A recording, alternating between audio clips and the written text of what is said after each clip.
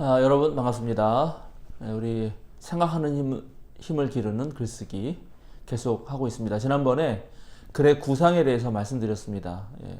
줄거리를 이제 되게 짤 때 그 개요 짜기를 좀 하고 그러면서 글을 어떻게 앞으로 펼쳐나갈 것인가를 구상해 볼 수 있다 그랬죠. 그래서 뭐 3단 문법이라든가 아니면 4단 구성, 5단 구성, 그 다음에 이 점층적 구성도 있고 점광식도 있고 열거하는 그런 병렬식 구성도 있을 수 있습니다. 그런데 우리가 한 문단이 있잖아요.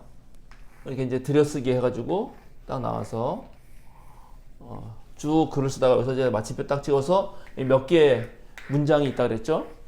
이 한 문단 안에서도 이 문단은 소주제문, 그죠? 키 센텐스가 있고 그 키 센텐스가 앞에 있거나 뒤에 있거나 중간에 있거나 양쪽 모두에 있어서 한 문단에서도 우리가 두괄식, 미괄식, 양괄식, 중괄식 뭐 이런 얘기를 했던 기억나시죠? 그런데 한 문단이 아니라 자 전체 글 있잖아요. 전체 글. 전체 글은 문단의 모음입니다. 이 전체 글에서도 핵심적인 문단을 여기다 놓을 것인가 아니면 쫙 얘기를 하다가 여기다 놓을 것인가 이거에 따라서 이 글 전체에서도 두괄식, 미괄식, 뭐 중괄식, 양괄식을 할 수도 있습니다. 그러니까 이런 구상도 할 수 있죠. 이제 보통 그 목사님들 설교하실 때 대지설교라는 게 있거든요. 대지설교.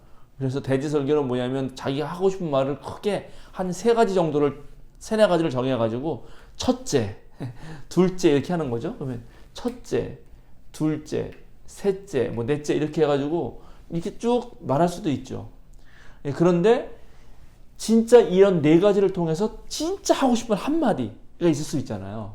그러니까 설교를 한 문장으로 뭐 예를 들어서 요약 정리해봐라. 네가 쓴 글을 한 문장으로 만들어봐라 할 때 그 문장, 그 한 문장으로 만들 수 있는 그 문장을 어느 문단에 둘 것인가를 고민할 필요가 있다는 거죠. 그래서 근데 이제 이것이 왜 중요하냐면 이것을 앞에 두면은 두괄식은 가장 편하다는 장점이 있지만은 재미가 없다는 데 있어요. 또는 대지설교는 재미가 없어요. 첫 번째 이거. 그럼 들을 필요 없잖아요. 그 다음에 설명은. 뭐 그거 하라는 거 아니야. 이렇게. 그런데 미괄식으로 하면은 상당히 재밌거든요. 이 목사님이 도대체 무슨 얘기를 하시려고 저 말씀을 하시는 건가 하고 청중들이 귀를 쫑긋 세우게 돼요. 그러니까 그래서 앞에서 먼저 자기 하고 싶은 얘기를 다 해버리는 경우는 쓰기 쉽지만 그건 재미가 떨어진다. 그래서 재미를 오히려 살살살살 살리다가 맨 마지막에 내가 하고 싶은 얘기는 이거였다라고 여기서 팍 터트리는 글이 훨씬 더 흥미진진하거든요. 근데 이런 글을 쓴다는 거는 쉽지가 않아요. 왜냐면 여기까지 가기 위한 여기에 온갖 복선과 암시와 단계들을 설정해야 되니까요. 그래서 글을 구상할 때 역시 가장 중요한 것이 특히 초보자에게 중요한 것은 개요짝입니다. 개요짝이. 초보자들은 무조건 개요짝이를 하셔야 돼요. 글을 무작정 내가 이제 글 써야지 하고 딱 책상에 앉아가지고 글을 막 쓰시는 분들이 계시는데 그거는 진짜 전문가는 하는 거예요. 그리고 진짜 위대한 소설가, 특별히 장편 소설가는 그렇게 글 안 씁니다. 절대로. 글 쓰기 전에 뭐 정말 그걸 잘 쓰시면 1, 2년 동안 엄청난 조사를 해요. 제가 최근에 어떤 분이 만화책을 선물해 줘가지고 만화책을 제가 조금씩 보고 있는데 그 허영만의 3천만 원이라는 만화인데 알고 봤더니 주식 만화더라고요. 근데 전 주식이라는 거 한 개도 모릅니다. 근데 목사님도 한번 보시는 게 좋겠다 그래가지고 제가 사서 봤는데 그 허영만 씨가 그 주식 만화 3천만 원이라는 주식 만화 4권을 쓰기 위해서 책을 33권이나 봤어요. 그리고 주식 전문가들 몇 명하고 인터뷰하고 직접 자신이 3천만 원을 가지고 주식을 해보면서 쓴 거예요. 일단 재밌습니다. 근데 되게 저는 어려운 내용이어가지고 아직은 무슨 말인지 모르겠는데 그러니까 사전 준비가 필요하다는 거죠. 소설가들은 사전 준비를 다 한 다음에 그 내용 재료를 가지고 이제 인물 구성을 합니다. 인물. 이 사람 누구 이름 다 적어놓고 그 사람 인물도를 다 그리고 그 인물도를 그려서 이 인물도의 관계도를 그리는 거죠. 시나리오 작가들이 하듯이 다 마찬가지죠. 그리고 나서 이제 플롯을 짜는 거죠.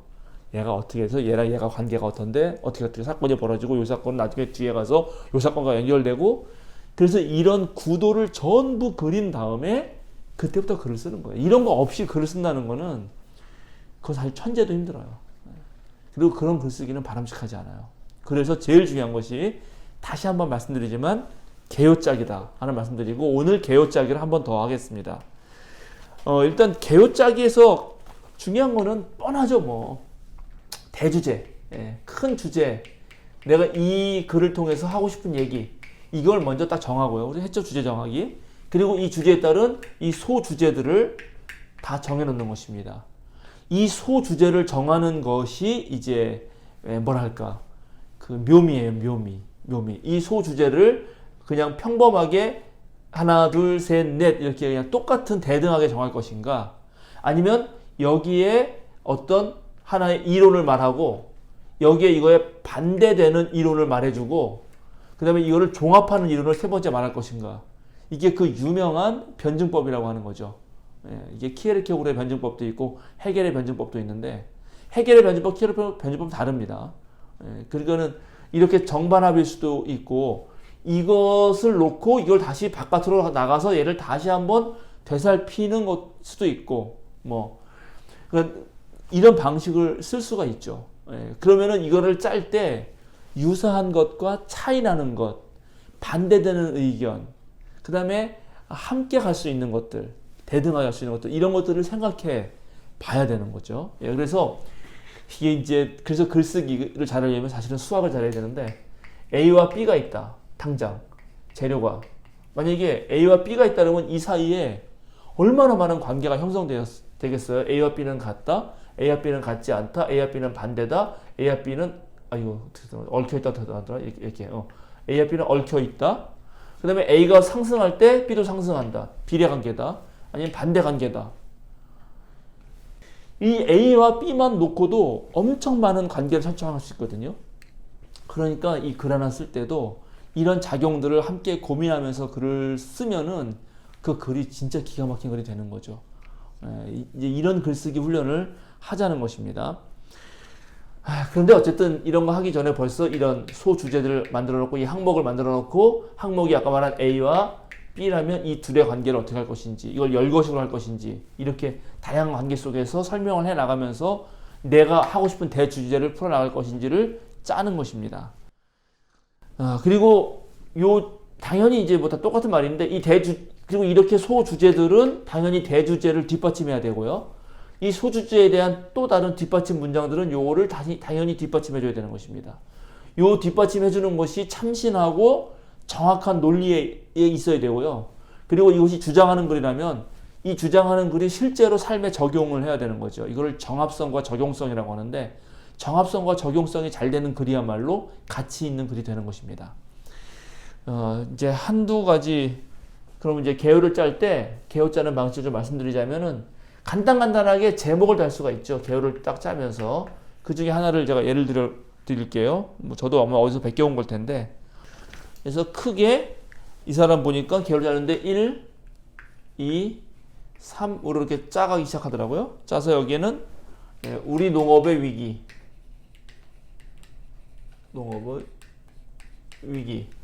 그 다음에 두 번째는 농업이 하여튼 어렵다 이런 거겠죠. 위기. 그래서 우리 농업을 살리는 방법.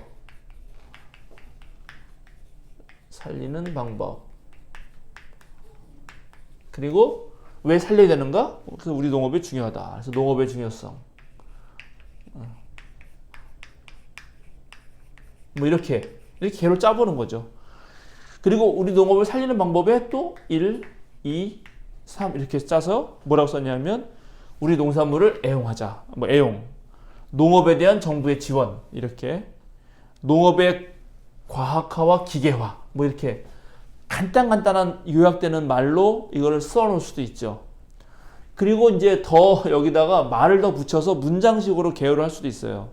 지금 농산물의 수입이 개방되었기 때문에 WTO가 되어서 농산물 수입 개방이 되었으므로 우리 농업이 매우 어려운 상황에 있다. 이렇게 문장으로 쓰는 거야. 그러니까 키 센텐스를 문장으로 써보는 거죠. 그래서 모두 힘을 합쳐서 우리 농업을 살려야겠다. 1. 우리 농산물을 애용하여 농산물 수입이 되더라도 농산물을 많이 사용할 수 있도록 하자. 2. 정부는 농업 부분에 대한 지원을 훨씬 더 강화해야 한다. 3. 농업의 과학화 기계화를 추진해서 이전보다 생산성을 높여야 한다.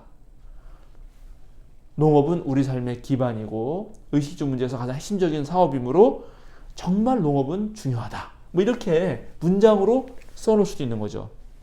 어쨌든 이러한 개요 짜기를 잘 해놨을 때 그 다음부터 글이 훨씬 더 잘 써진다 하는 것입니다. 자, 그러면 제가 이제 여러분에게 자막에 나갈 테니까 말로 해볼게요. 말로 해볼 테니까 여러분이 직접 그거를 보시면서 그 순서를 한번 해보세요. 글이 이렇습니다. 1번 한 문장씩 불러줄게요. 1번 그는 학업 성적이 뛰어나다. 2번 그것도 벼락 공부로 얻은 시험 성적에 그치는 것이 아니다. 3번 그는 학우들 사이에 일찍부터 실력파로 알려져 있을 뿐만 아니라 선생들로부터도 총애를 받고 있는 최고 우등생이다. 4번 어디까지나 평소에 꾸준한 학구 생활에서 다져진 기초 실력이 바탕이 된 성적이다. 5번 이른바 기초 과목에 대한 성적은 말할 것도 없고 사회, 예능 등의 분야에서 좋은 성적을 보여주고 있다. 자, 이렇게 여러분에게 지금 5개 문장을 드렸습니다. 1번부터 5번까지. 근데 이게 지금 약간 뒤죽박죽 섞여 있거든요. 이거를 자, 정합적으로 논리에 맞게 순서를 배열해 보세요. 자, 제가 여러분에게 시간을 드리겠습니다. 잠깐 정지한 다음에 자, 빨리 이제 한번 만들어 보세요. 순서가 1번, 몇 번 이렇게 되겠죠. 자, 이제 한번 제가 해보겠습니다. 당연히 그는 학업 성적이 뛰어나다. 이게 1번이 제일 첫 번째 문장이에요. 그 다음에 나와야 될 문장으로는 제 생각에서는 3번 같아요. 그는 학업 성적이 뛰어나다. 그는 학우들 사이에서 일찍부터 실력파로 알려져 있을 뿐만 아니라 선생들로부터도 총애를 받고 있는 최고 우등생이다. 그 다음에 5번이 될 거예요. 왜 최고 우등생이냐면 이른바 기초 과목에 대한 성적은 말할 것도 없고 사회 예능 등의 분야에서 좋은 성적을 보여주고 있다. 다 좋다는 거예요, 지금 성적이. 그런데 그것도 2번으로 가서 그것도 벼락 공부로 얻은 시험 성적에 그치는 것은 아니다. 그리고 다시 4번으로 가서 어디까지나 평소에 꾸준한 학구 생활에서 다져진 기초 실력이 바탕이 된 성적이다. 이렇게 이제 만들 수가 있죠. 여러분이 하신 거랑 제가 한 거랑 같은가요? 아니면 서로 다른 의견인가요? 한번 해보시고요. 이래서 이제 글쓰기에서 있어서 가장 중요한 것 중에 하나는 이렇게 글의 논리 정연한 것을 맞추는 것입니다. 그리고 제가 이제 또 하나 뭐 예를 하나 들어드리겠는데 글을 쓰다 보면은 하고 싶은 말이 너무 많이 생겨가지고 나중에 꼭 이 뒷받침 문장 중에서 불필요한 말을 쓰게 돼요. 나도 모르게. 그래서 그걸 빼버려야 되거든요. 이제 하나 예를 들어서 지금 다 예를 들어야 돼서 시간이 좀 걸릴 텐데 하나 한번 해볼게요. 제가 읽어보겠습니다. 그는 부지런한 학생으로 소문나 있다. 무릇 머리가 영리한 사람은 자기 재주만 믿고 게으름을 피우는 일이 있다. 그러나 그는 머리가 명석한 편인데도 쉴 새 없이 공부를 한다. 그는 아침에 일찍 등교해서 밤 늦게까지 자리를 거의 떠나지 않고 공부를 한다. 반의 청소나 그 밖의 굳은 일을 앞장서서 하는 것도 그의 부지런한 성품을 반영하고 있다. 그런데 그는 성질이 날카로워서 친구들과 가끔 부딪히는 것이 흠이다. 이렇게 글 쓴 거예요, 누가. 여기 6개 문장이 있거든요. 근데 핵심은 소주제문은 부지런한 학생이라는 거예요. 부지런한 학생. 그죠? 그냥 1번. 그는 부지런한 학생으로 소문나 있다가 이 글의 핵심 소주제문이라고요. 그럼 거기 뒷받침 문장은 전부 다 부지런한 거 관련이 있어야 되는데 마지막 6번은 이거 상관없는 글이 들어갔어요. 그런데 그는 성질이 날카로워서 친구들과 가끔 부딪히는 것이 흠이다. 이 말은 쓰면 안 되거든요. 그래서 그 말은 과감하게 빼야 돼요. 제가 이렇게 예를 들어 드리니까 여러분 되게 쉽게 느껴지는데 하고 싶은 말이 너무 많으니까 전혀 이 주제와 상관없는 말도 내가 많이 넣게 돼요. 글 쓰다 보면 이 생각도 나고 저 생각도 나거든요. 자, 이런 식으로 한번 훈련을 해보면서 실제로 개요짜기를 해놓으면 바로 이런 쓸데없는 문장이 들어가는 것을 훨씬 줄일 수 있습니다. 근데 개요짜기를 안 하잖아요. 그러면 글이 완전 뒤죽박죽돼요. 그리고 나중에 자기가 다 글을 쓴 다음에 읽어보잖아요. 그럼 분명히 내가 쓴 글인데 내 스스로가 이게 무슨 말 하려고 내가 쓴 거지? 이렇게 되는 거예요. 그래서 이제 이런 글을 쓰면 이제 대학교 가서는 레포트 점수가 낮다. 예, 절대 A는 못 맞는다. 말씀을 드리고, 자, 이제 좋습니다. 오늘 이제 이 정도로 글쓰기 전체에 대한 단어부터 시작해서 문단, 문장, 글 전체까지를 얘기했습니다. 이제 다음부터는 훨씬 더 글쓰기에 실제에 들어갈 건데, 글쓰기에 실제에 들어가기 전에 더 중요한 게 하나 있어요. 뭐냐면 글을 잘 쓰기 위해서 어떻게 글을 잘 읽어내느냐. 결국 글 쓰려면 다른 사람 글을 읽어야 하잖아요. 그래서 글을 잘 읽어내는 능력에 대한 또 강의를 조금 하겠습니다. 중간에. 다음부터. 그리고 그거 마치면 이제 글의 종류들, 설명문이냐 논설문이냐 무슨 뭐 이런 글의 종류를 설명하고, 그 다음에는 표현과 문체, 어떻게 글을 표현할 것인가 하는 얘기를 하고, 마지막으로 글 다듬기에 대한 강의를 앞으로 그렇게 이어질 겁니다. 그래서 이제 글 다듬기쯤 들어갔을 때 제가 여러분들에게 숙제를 낼 거예요. 여러분이 저의 메일이나 우리 아니면 뭐 하여튼 어떤 방법을 통해서 A4지 한 장에 제가 주제를 주고 아니면은 여러분 편하게 글을 써 오시면 제가 글 다듬기를 그것과 함께 더불어서 해보도록 하겠습니다. 여러분 긴 시간 고맙습니다. 다음 시간에 또 만나 뵙도록 하겠습니다. 감사합니다.